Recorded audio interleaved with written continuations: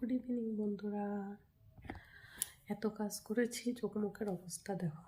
অনেক সময় ধরে একভাবে বসে আছি, বসে কাজ করলাম। করতে করতে আমার আর এখন কাজ করার সরঞ্জাম শেষ হয়ে গেছে, এর জন্য কাজ বন্ধ হয়ে গেল। দেখো লেস শেষ।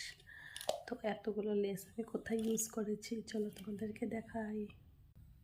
এই দেখো, এটা দেখো নন্দী মহারাজের জন্য বানিয়েছি।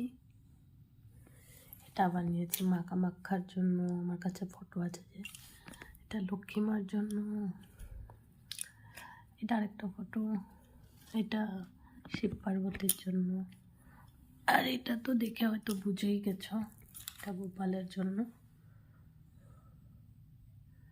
দেখো, আর সাথে এই ড্রেসের সাথে এই পাগড়িটাও বানিয়েছি।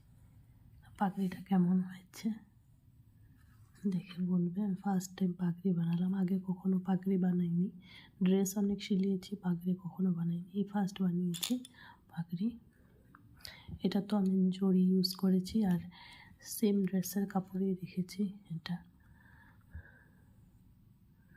দেখো তো প্রত্যেক কটা ড্রেস কেমন হয়েছে অবশ্য কমেন্ট করে জানাবে।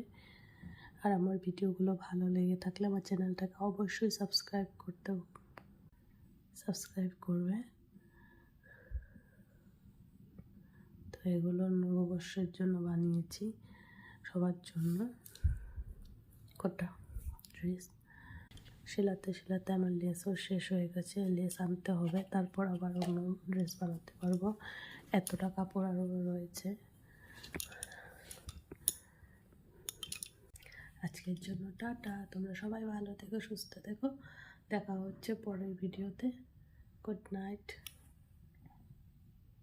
ও, তোমাদেরকে তো একটা জিনিস দেখাতেই ভুলে গেছি। এতগুলো যে কাপড় সিলালাম ঠাকুরের, সেটা আমি তো আর হাতে সিলাইনি, আগে হাতে সিলাতাম।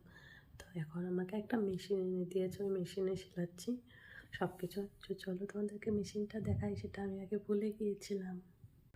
এই দেখো, একটা হ্যান্ড মেশিন এনে দিয়েছে, আমি এখন এই মেশিনে কাপড় সেলাই। হ্যান্ড মেশিন নিয়েছি তার কারণ হচ্ছে আতাবের জন্য। আতাব খুব দুষ্টুমি করে, যদি ফুট মেশিন নিতাম ও তো বসে থাকতো নিচে, এর জন্য নিইনি, এর জন্য